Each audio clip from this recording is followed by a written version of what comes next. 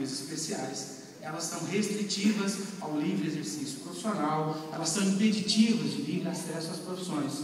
Como, por exemplo, eles citam como exemplo, e aqui me entendam, eu não estou fazendo juízo de valor ou de mérito a favor ou contra.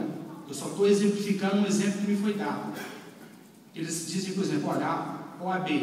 A OAB é um exemplo clássico. O jovem que quer ser advogado, passa no vestibular que é difícil. Qual é a melhor universidade de direito do Brasil? De São Paulo, a USP. A São Francisco. Ele passa nesse vestibular, é difícil, deve ser, ele deve ter que estudar, empenha ali toda a sua dedicação e os seus sonhos, passa no vestibular, entra para a faculdade, cursa de 6 anos, 6 anos e meio, 7 anos de direito, consegue o grau de bacharel e não é advogado, porque ele tem que fazer um exame da ordem. Então, para que a faculdade? Faz exame da ordem aberto para todo mundo, quem passar é advogado. Isso eles me falaram, eu não estou sendo a favor nem contra, por favor, eu não sou advogado, né? Eu devo, obviamente, entender que a OAB deve ter as suas razões, mas eles citam isso como um dos exemplos. Bom, esse então era o grande sonho da categoria, né? Por que era o grande sonho da categoria? Porque os líderes e a própria categoria identificou que um mau profissional que chega no mercado, que simplesmente rouba o segurado, aquele tradicional, que faz o seguro do automóvelzinho, que o cidadão comprou parcelado, tem um carnê desse tamanho para pagar, mas ele resolve fazer o seguro também parcelado, dá lá os 4 cheques, o cidadão pega os 4 cheques, pega o primeiro cheque, esse é clássico, né? Dá na seguradora, emite a pólice, tem um carnê de 3 parcelas que ele saca de dentro da pólice, entrega para o segurado, fala, está tudo certo, está tudo quitado, essas 3 parcelas que vão vencer aí são os seus 3 cheques, não tem problema nenhum. No 6º mês, aquele pobre coitado do Unumilha entra na traseira do Mercedes-Benz, desce todo tranquilo, tem o seguro, ele perde o Unumilha, ele perde o crédito, ele perde o nome, ele vai ser processado, ele perde o sonho. Vocês acham que essa pessoa vai falar bem ou mal do corretor de seguros? Ele vai falar bem ou mal, senhores seguradores, do mercado de seguros?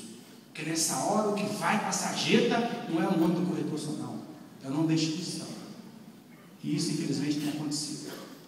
E aí nós então tínhamos que buscar uma solução para isso. E a solução, já que não era possível o conselho, ou que não digo que ele seja impossível, ele é muito difícil buscar uma solução. E aí, em 2007, eu tive a honra, a satisfação de, como a primeira pessoa do mercado, não como corretor muito mais honra, muito mais satisfação, mas a primeira pessoa do mercado de seguros brasileiro que foi chamado para dirigir o órgão máximo do setor. Eu falei, agora sim, agora eu resolvo a situação. Como superintendente da SUSEP, eu vou. E aí foi que eu vi que realmente era uma decisão de Estado, que isso não ia mudar, mas aí me foi apresentado uma alternativa. Por quê? Pela Casa Civil da Presidência da República, que disse, olha, nós somos contra o estabelecimento de novas autarquias especiais, mas a autorregulação, que também não nos agrada, aí é uma decisão de governo, é uma decisão do governo que estava ali instalado, era contra a autorregulação, mas nós entendemos que no caso dos corretores de seguros é sim necessário. E eles estavam entendendo por quê? Porque estava ali o superintendente da SUSEP dizendo o seguinte, meu amigo, a qualquer instante eu posso ser preso, porque a SUSEP não cumpre com a sua função institucional obrigatória. Ela não fiscaliza, não supervisiona os corretores de seguros. E eu sei disso. A uma porque eu sou corretor de seguros, a outra porque eu sou superintendente da SUSEP. Isso não ocorre. Qualquer pessoa do Ministério Público, tomara que não tenha alguém do Ministério Público aqui ouvindo, porque vão prender os superintendentes da SUSEP, eu não quero ser culpado disso, mas qualquer pessoa do Ministério Público, ou qualquer juiz, pode a qualquer momento exigir isso da SUSEP. E ela não tem a mínima condição. Não tem a mínima condição. Ela não tem estrutura para isso. Não tem, não vai ter, nem hoje, nem amanhã. E aí eles me disseram, apesar de contra a autorregulação, nós entendemos que no caso dos corretores é necessário. E então, nós temos um modelo consagrado de sucesso aonde a autorregulação tem funcionado muito bem no âmbito do próprio Ministério da Fazenda, que é o mercado de capitais. Nós temos a Comissão de Valores Imobiliários, que é igual à SUSEP, CVM e SUSEP são idênticas, análogas, e lá no mercado, supervisionado pela CVM, tem 3 autorreguladoras, que estão funcionando e estão funcionando muitíssimo bem. Vá conhecer isso. Eu peguei uma equipe da SUSEP enorme, integrada por 3 diretores, 5 chefes de departamento, pela Procuradoria Geral, fomos estudar, fomos analisar e vimos realmente uma saída. Eu hoje, Mário Sérgio, me convenci, depois de ter estudado de forma minuciosa, detalhada, pormenorizada, que a autorreguladora é muito melhor do que um conselho, do que uma autarquia. Porque, obviamente, tive que estudar isso. É mais moderno, é mais contemporâneo, é mais ágil e vai se prestar um papel para a sociedade.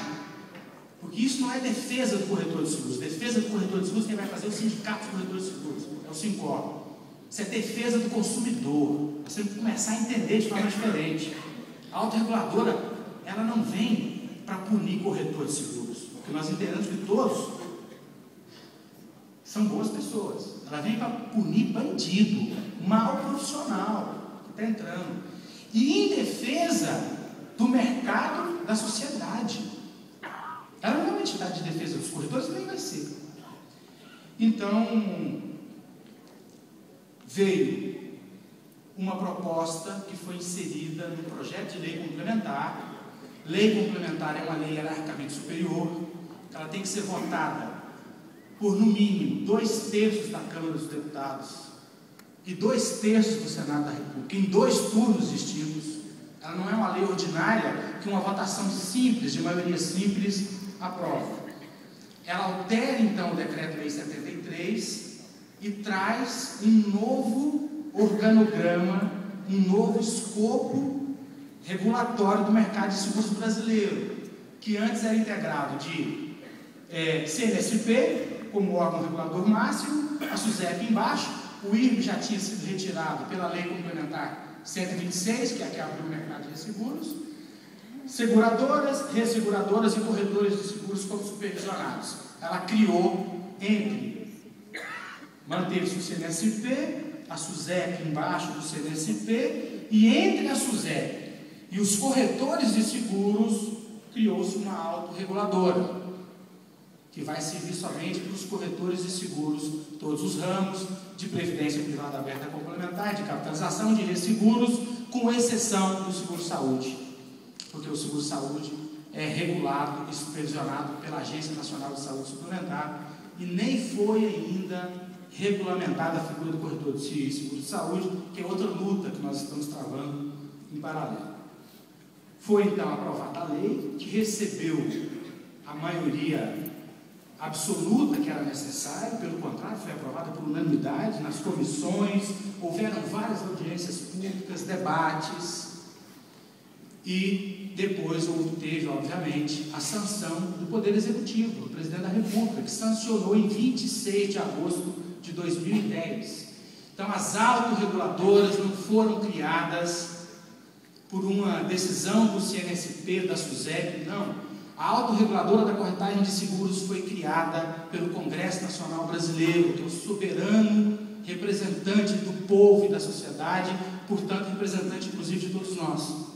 Numa lei especial, que é uma lei complementar, que é uma lei hierarquicamente superior. E essa lei dá um comando para o órgão regulador, o Conselho Nacional de Seguros Privados, que discipline a forma de autorização, de funcionamento, a forma jurídica que essa autorreguladora deve ter, porque a coloca como órgão auxiliar da SUSEP e como uma entidade que vai ser supervisionada e regulada pela própria SUSEP. E aí vem a SUSEP, vários meses depois, em abril desse ano, de 2011, e publica a resolução 233 do CNSP, que disciplina, então, a forma de funcionamento, a forma de constituição das autorreguladoras. E aí sim é o momento adequado de se abrir o debate, porque nós já tínhamos aí a lei e a resolução que trazia o regramento infraconstitucional,